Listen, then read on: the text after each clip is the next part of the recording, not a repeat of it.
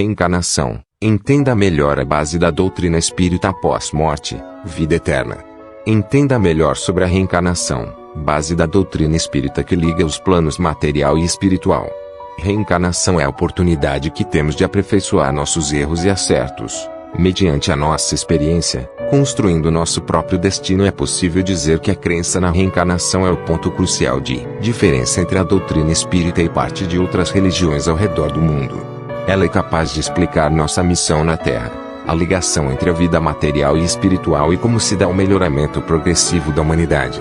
Planos material e espiritual. Para compreender o que é e como se dá a reencarnação, primeiro é necessário entender os mundos material e espiritual.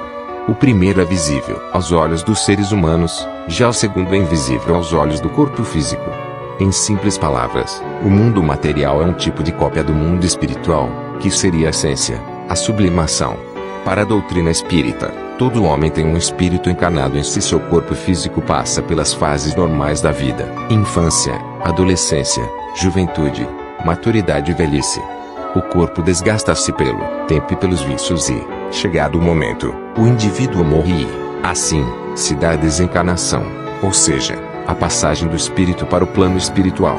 O que é reencarnação? Allan Kardec, em O Evangelho segundo o Espiritismo, define reencarnação como a volta da alma ao espírito à vida corpórea, mas em outro corpo especialmente formado para ele e que nada tem de comum com o antigo. Porque os seres devem reencarnar. A reencarnação é a oportunidade que temos de aperfeiçoar nossos erros e acertos, mediante a nossa experiência, construindo nosso próprio destino. A doutrina espírita diz que Deus cria as almas simples e ignorantes, isto é, sem a noção e sem o conhecimento do bem e do mal, mas com igual aptidão para tudo. Ao longo das encarnações o espírito comete erros, aprende, reflete e tem experiências que o marcam profundamente, mas sempre com o objetivo de passar de uma ordem espiritual inferior para outra mais elevada. Com exceção dos espíritos de primeira ordem, todos os outros devem reencarnar sucessivas vezes, pois estamos em aprendizado constante. Ao término de cada passagem terrena é possível avaliar a dimensão da evolução espiritual e, com a ajuda dos mentores e dos construtores da vida, resolver se é melhor permanecer no plano espiritual, atuando positivamente em auxílio aos encarnados, ou se seria o momento certo de voltar à Terra. Os caminhos de muitos espíritos são traçados pelos construtores da vida, que organizam, com o máximo de cuidado e competência, os planos reencarnacionistas valendo-se do registro individual de cada espírito. Assim, fica claro que a reencarnação é a mais alta expressão da justiça divina que não condena ninguém aos sofrimentos eternos por causa dos erros de outras vidas, muitas vezes, cometidos em momentos de insanidade. A reencarnação, ou seja, os inúmeros corpos de que se serve um mesmo espírito em sua caminhada pela eternidade, explica melhor a diversidade de destinos e de aptidões que são vistas na Terra. O processo de reencarnação nunca acontece sem um objetivo ou motivo, pois os seres podem estar em missão, provação ou expiação. A missão é a tarefa ou o poder conferido a alguém para realizar algo. Porém, vale ressaltar que encarnar em virtude de uma missão somente ocorre para uma minoria de espíritos.